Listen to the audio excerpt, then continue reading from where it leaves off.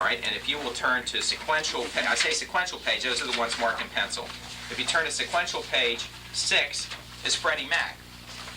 Now, Freddie Mac is the Federal Home Loan Mortgage Corporation, as you all know, was formed around 1970, actually in the late 60s, and is a member of the Federal Home Loan Bank Board, which governs all federally chartered savings and loan institutions.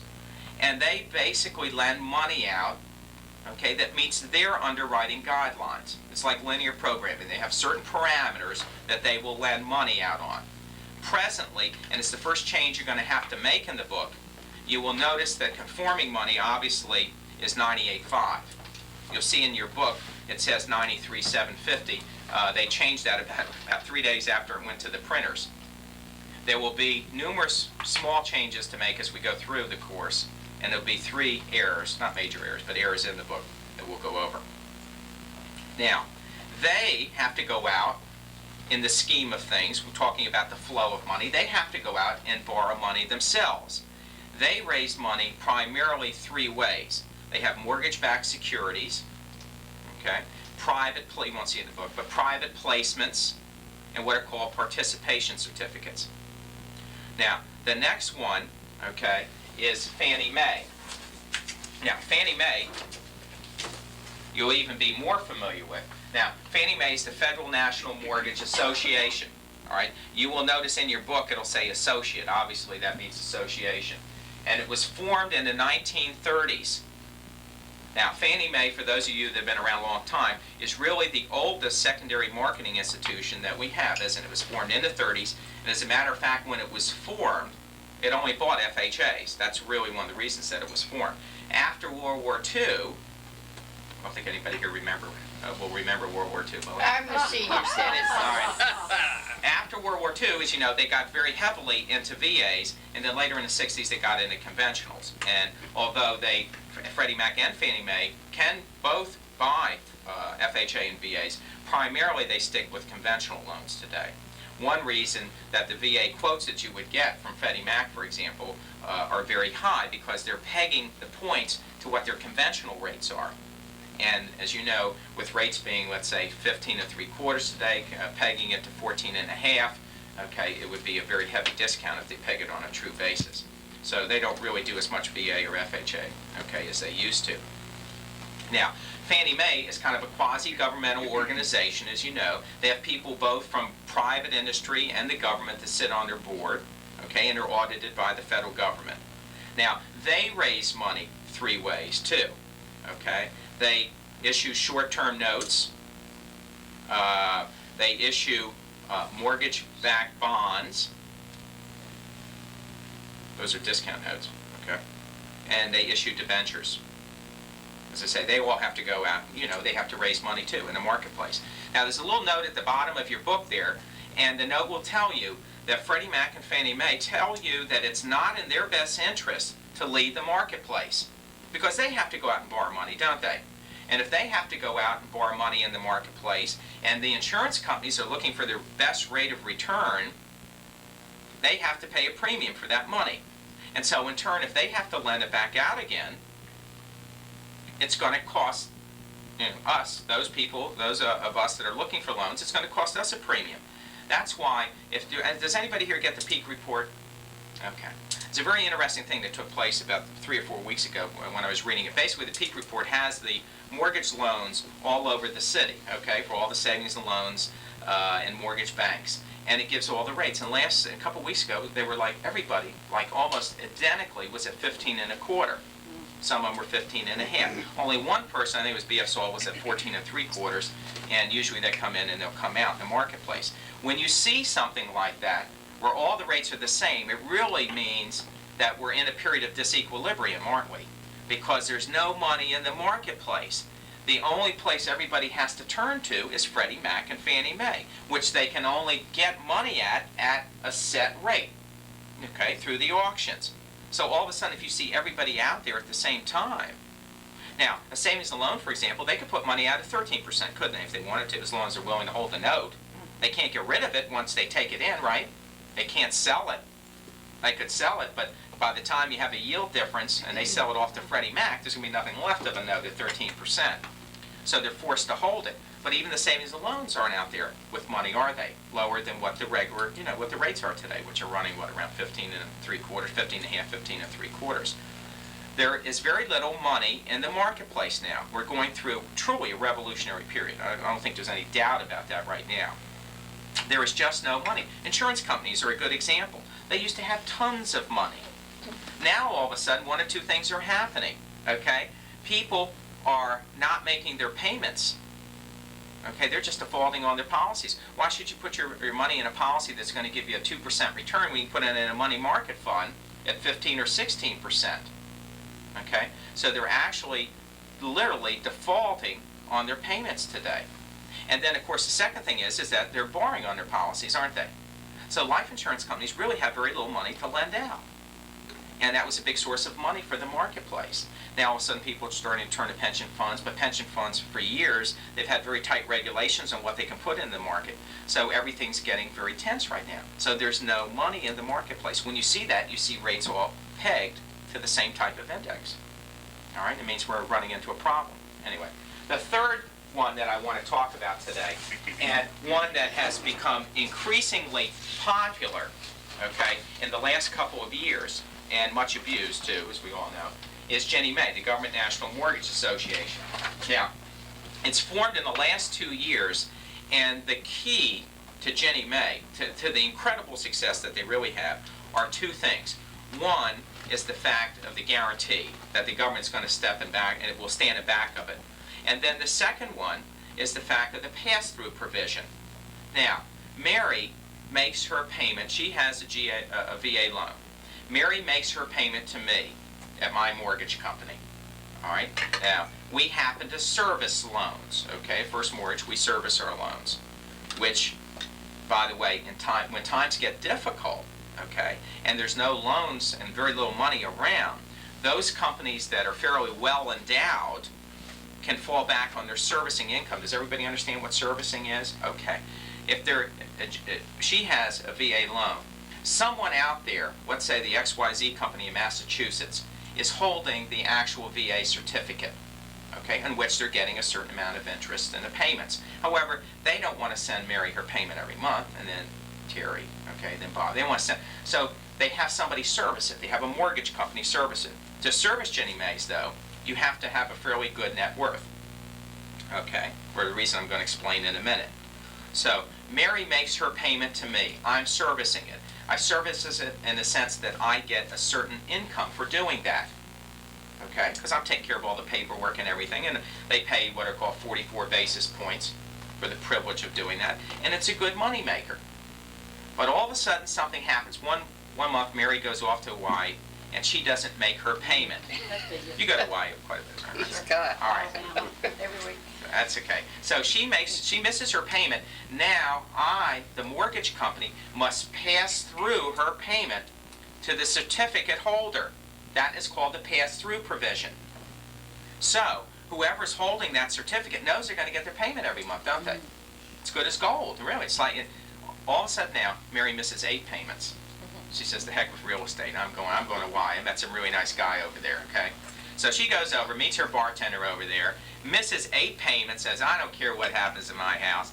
And now all of a sudden, because she's missed so many payments, I get tapped out, and now I can't make the payment to the certificate holder. Now the government steps in and say, "We'll guarantee the deal." So we have the pass-through provision, and we have the guarantee. And in essence, it makes it just like having a treasury, doesn't it? Okay? That's why the yields on it are fairly good. And another reason why everybody wants to have it. So Ginnie Mae, as we say, has enjoyed just phenomenal success. All right. Any questions at all as we go along? All right. One thing, by the way, I want to tell you, you can go back in your book, but you can't go forward. The reason is I have certain answers and things as we go through, okay, if you flip forward. But you can always go back in your book. All right. What about conforming versus non-conforming loans? Now this you all know. This is a piece of cake. If you turn to sequential page 8, the only thing you'll have to change is in paragraph 1, the loan amounts. As you know, there's no distinction between 90s and 95s anymore. It's all 98.5, isn't it? Now, conforming loans are simply loans that meet the underwriting guidelines of the secondary market. A conventional loan that's conforming is presently 98.5. But as time goes on, these limits get raised, don't they? Those of you that have been around a long time can probably remember when conforming was, who knows? What's the lowest you can remember conforming, buddy? Oh, well, I should do that. That's not I can't fair. remember. I'm sure it was probably very close to 98.5. Anyway, Okay. they buy loans that meet their underwriting guidelines, okay? And Freddie Mac and Fannie Mae do it. Anybody can buy a conforming loan too. There can be pools put together. Now, with VA and FHA, as you know, when we get into conforming, we're talking VAs, what, $110,000, no money down, and up to $135,000 with 75% exposure. And we'll get into some examples of that later on. When we get into non-conforming, that's simply the antithesis of what we're talking about, isn't it? If you had a conventional loan of $100,000 loan amount, that's non-conforming. It does not conform to the marketplace. Now, when we talk about where loans end up, if you turn to your next page, you'll notice at the top you have to change those loan amounts too. Now, conventional conforming loans can be held by a number of institutions. Okay? Savings and loans can hold them in their portfolios. Now, as you know, very few of the loans will end up at Fannie Mae. If they're going to get rid of loans, they're going to go to Freddie Mac because they govern the federally chartered savings and loans. And Freddie Mac and Fannie Mae, as you know, they can buy and do buy loans that meet their underwriting guidelines, which conform. That's what conforming means. And, of course, investors through mortgage brokers and mortgage bankers can buy conforming loans too. Now, when we get into non-conforming loans, all right, we're into a different ballgame, aren't we? Which is one of the problems that we have, especially you all out in the Vienna office dealing with a high price spread. There is not a lot of non-conforming loans. Okay, we're on sequential page 10 right now. You'll notice federally chartered savings and loans, okay, they can hold non-conforming loans in their portfolio, but they have very strict limits placed on them by the federal government. State chartered savings and loans, now that's a different breed altogether, and they can hold more non-conforming loans in their portfolios. But it depends on the state, doesn't it? Some state legislatures are easier to deal with. They're going to have easier loan limits for their particular state. So it depends on what state. And then, in addition to that, certain investors, such as pension funds or life insurance companies, okay, they can hold non-conforming loans in their portfolios, can't they? All right. Now, when we get into VA, we're into a different ballgame. A non-conforming loan, let's say, would be a loan of $150,000, wouldn't it, Grace? No money down. All right. What happens, okay, what happens, though, when you have a V? Now, as we know, you don't see too much in the sheets now for non-conforming VAs, but a year and a half, 2 years ago, there was tons of this stuff floating around. And if the regular market was like 4-1, on a non-conforming loan, it would be like 8-1, wouldn't it? And why would it be 8-1? Because the person who is going to hold that non-conforming loan, they've lost liquidity, haven't they? They can't get rid of it in the secondary marketplace. So, using the old greed principle, what makes up for a loss in liquidity, Grace? Money up front. Money, okay? Money pure and simple, okay? So what they do is they get more points, that increases the yield, right, of the note, and now all of a sudden they're happy to have it, okay? Knowing that they can't get rid of it. So that's why, for example, when we get down to a practical in the real world today, savings and loans, every once in a while someone will call me and say, well, you know, I got this guy through with a savings and loan and his ratios were 0.40 and 0.50 and you know, how did this guy get through? The reason was the savings and loan, they can take any loan they want, can't they? Within certain restrictions. But since they cannot get rid of that loan because of the high debt ratio, let's say, into the secondary market, they have lost something, haven't they? What have they lost, Terry? The ability to liquidate. That's right. They've lost liquidity, haven't they? What about participating? Is it not possible to get a participation on the 135 of that pot? Yeah, but when we're talking about the real world and out in the general market now, I'm not talking just about savings and loans. I'm talking about anybody who's willing to hold a non-conforming loan or something that doesn't conform, whether it's to debt guidelines or to income guidelines or to money or loan amount guidelines. The basic premise on which you go to is the fact that you're losing liquidity.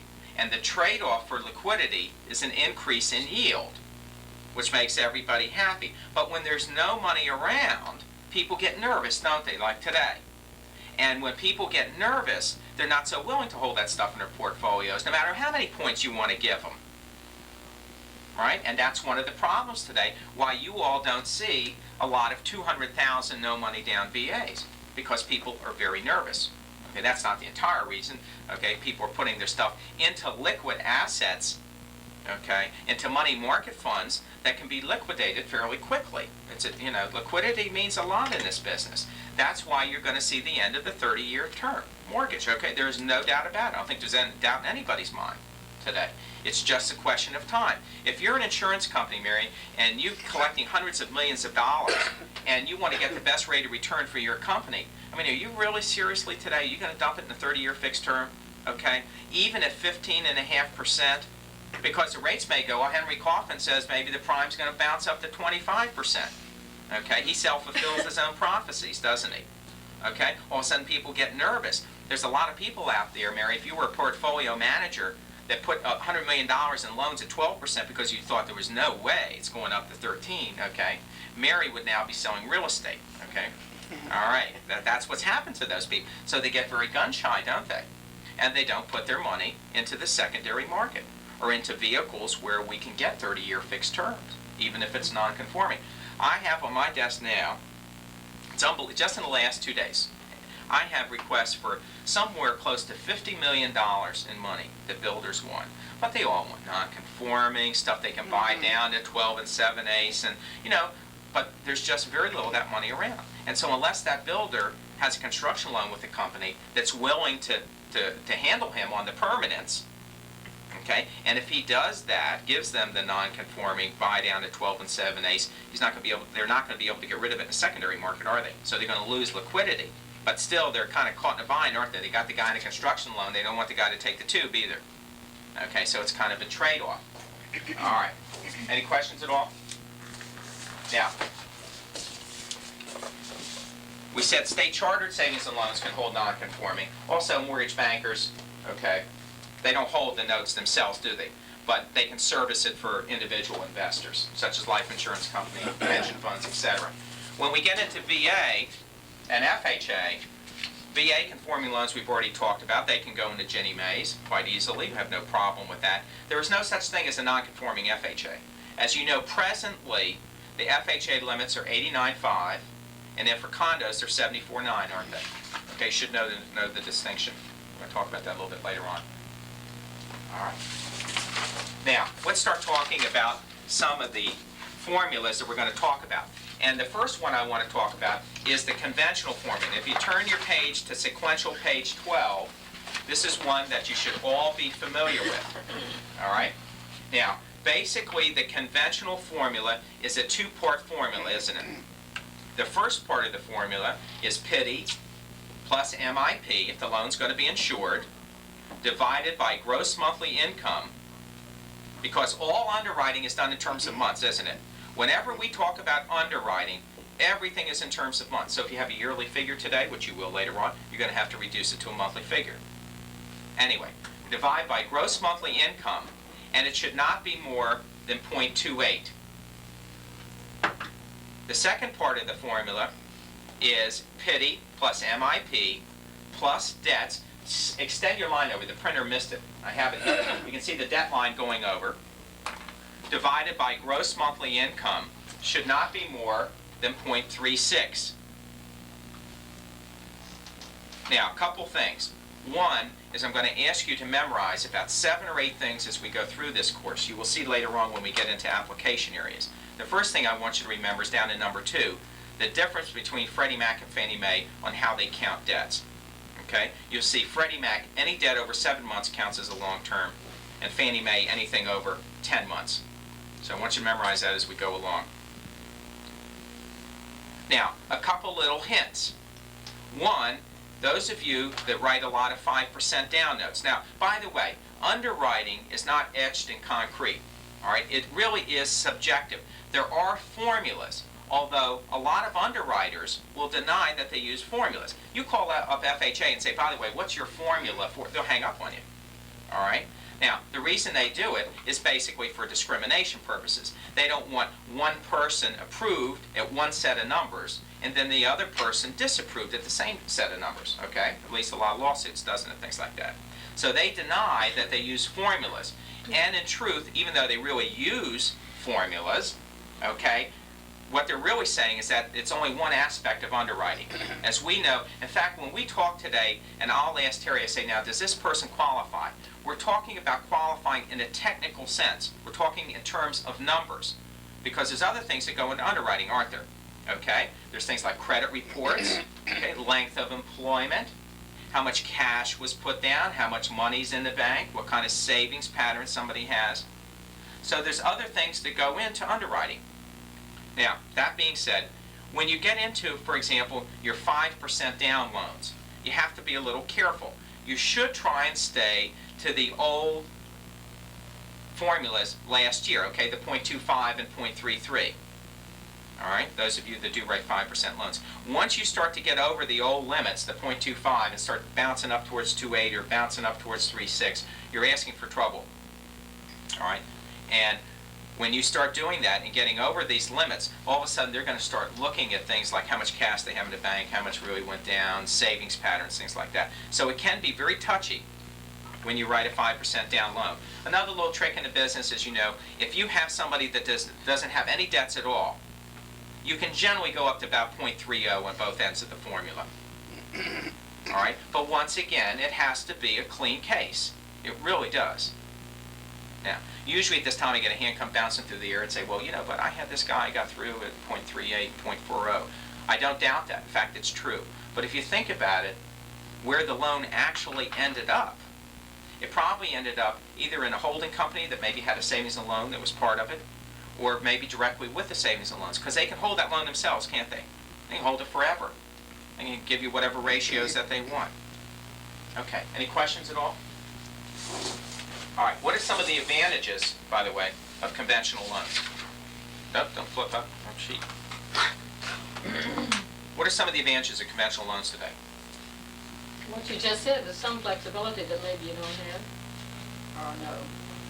Less paperwork and so. Less paperwork, a lot quicker. Savings and loan, they can settle a conventional case for you in a week, really, if push comes to shove, can't they? Try doing that with FHA sometimes, see what happens to you. Okay, or VA, even doing a VA automatic, there's no way. It's not comparable. Okay, what's the biggest advantage of conventional loans today? Points. Points, absolutely. Today, okay? I mean, let's face it, savings and loan, you can get by with 1 point, maybe no points if they want to. Okay, with the VA and FHA, we know you can't do that. So in today's market, even though it's not as easy to qualify, the fact that you don't have a lot of points, okay, really are a good determinant when you're out there writing a deal today. Any other advantages that you can think of? Anyone can get a loan and can qualify. Right, absolutely. Looking here. Okay, absolutely true. Okay. Anybody, it's non-discriminatory in the sense that VA is, right? Okay, what else? Anything else? Okay, no hard guidelines in the sense that you could have a conventional loan of $1 million, couldn't you, if someone wanted to hold a note? Okay, with FHA you can't do that. What are some of the disadvantages of conventional loans? Mary? Chaos. Prepayment penalty? I want Mary to come up. She's just sitting there, sitting there thinking of Hawaii. Probably play Hawaii in her brain today. What's the biggest disadvantage of conventional loans today, really? As I say, let's say a VA guy, you're taking somebody out to show them a VA house versus someone conventional. And they both make the same amount of money. Well, it's harder to qualify. Much harder to qualify, isn't it? I mean, really, a lot harder, especially with the interest rates being what they are today. Okay, what else, Grace? That's what I was going to say, higher Yeah, interest that's rate. absolutely the best. What happens, how about something where you have a 5% down loan? What disadvantages are there? Or a 10%? What happens if you have a 5% down loan today? You have to, almost, huh? You have a higher interest rate, lower rate. Yeah, higher interest rate, lower ratios, and what else do you have to put up front for a 5% down? Points. No, not points, insurance premium. Okay, there's a difference. It's not considered a point. Okay, it's insurance premium. Yeah, in the sense the guy's putting the cash out, right? For a 5% loan, he's got to put how much money up front at closing? One. Okay, 1% up front, and then when the loan's going on, what does he have to pay? He pays some MIP, which is generally a quarter point, isn't it? All right? What happens when someone, for example, has a 90% loan? What do they have to do? Have to put a half point on it. Okay? Does everybody know that? Okay. Did you know that? No. No, okay. All right, you gotta be careful when you write that 5 or 10% down loan, because it does cost more. If we have a loan and the interest rate's 14%, okay, no, 13 and 7/8. All right, it's 5% down loan, and then there's a quarter point. Is that 14 and an eighth interest rate? Does that make it 14 and an eighth? No, not for 30 years. That would just mean you put the half point up Would you- front at the beginning. If I'm a That's prospect and I'm 13%. talking to you and I say, Grace, wait a minute now. I said, don't try and rip me off. It's 13 and 7/8 here, plus a quarter point. It's 14 and an eighth, isn't it? Is it 14 and an eighth? Over 30 years, no. No, not over 30 years, okay? It wasn't quite what I was looking for. Basically, an insurance premium is just that. Most of your agents that have a lot of experience, they know when you have 13 and 7/8, or 14 and 7/8, or 12 and 7, you never add that quarter point on. It's 13 and 7/8 plus a quarter, not 13 and 7/8 and a quarter. And you know why? Because the most serious objection you can have in our business, okay, and I keep an active license even though I don't use it, but the most serious objection that you can have in our business is what we call subconscious objection. That's an objection that's deeply held, deep down in somebody's subconscious, and they're not telling you about it. And so that guy's kind of sitting there and saying, God, 14 and an 8. And all of a sudden, you just turn a master switch off in his brain. And there is no way that he's going to buy that house, no matter what you do. All right? But at 13 and 7/8, he's rationalized 13. It's like the old, say, why does Safeway always have $1.99 a pound? Okay? They don't think in terms of two, do they? $2 a pound. You're thinking of $1 in something, okay? There's a reason for that. The same way when you say 13 and 7/8, it is not 14%. A lot of your newer agents will take that quarter point, add it on, won't they? And they'll say, well, it's 14 and an eighth altogether. Okay, they're going to lose the deal. All right. Excuse me, can you back up on that? Because that's exactly what I've been working on the premise when I've been doing FHA. I've been adding the 0.5%, so I've been now using 15% figure. You shouldn't, because you turn that master switch. Well, I'm not buying that house from you now, Grace, because it's 15. And I'm going to look at you. You know what I'm going to tell you? I'm going to tell you one of two things. Hey, Grace, you're just a fantastic agent. I love the house. I'm going to go home and go think about it. I'm going to call you tomorrow. Honest to God, I will. Or well, I'm going to look at you and say, you know, Grace, we really love that house, but you know, my wife just doesn't like a house that's painted yellow. But what I've really told you is that at 15%, there is no way I'm going to buy this house. You turn this master switch off. But humans being what they are, am I going to come out and say in essence that I'm too cheap and I can't afford that house? I'm not going to say that to you, am I? No. Because I have a certain amount of respect. It's just like if you ask somebody, why have you ever missed any payments on your, on your credit report? Well, I missed 1 or 2. What's that guy telling you? All right? Maybe he's missed 8 or 9, but am I going to come out as a prospect and say, hey, Mary, 8 or 9, I really make lousy payments, I spend money, drink a lot. Am I going to, as a human being? No, I'm not going to come out. I'm going to say, well, I missed 1 or 2. It's the same way with that, too. Okay? But isn't that what it is in effect? That it does come out to be 15%? No, it's an insurance premium. Okay? You can add the dollars up. Taxes aren't the same as P&I, are they? No. Okay. Well, it's insurance premium's not the same as an interest Are rate. you going to show us how to figure that out? No, well, yeah, later on, there's a couple little tricks we'll do. But it isn't. It's a small distinction, but it's an important one, especially now that interest rates truly are outrageous. Okay? So we'll talk about it. All right. The next thing I want to talk about, by the way, any other disadvantages that you can think of? How about rarely fully assumable? Okay? So we really have 2 big things today, don't we? All right? We have higher interest rates, harder to close, okay? But the non-assumability feature today is a very, very serious problem. No doubt about it. We will talk about it. It'll come through the course all day long. And it's created a lot of problems, okay? I hope there's not a lot of you out there all of a sudden doing a lot of raps on conventional loan, all right? I'm not going to ask for a show of hands. All I'm saying is that you should be very careful, okay, in what you're doing. That's why seeing VAs and FHAs get a rap, but really not a lot of conventionals because of the due on sale clause. Okay, let's talk a little bit about FHA. But before I do, FHA, the people down there are very, very nice people. I've known them for years.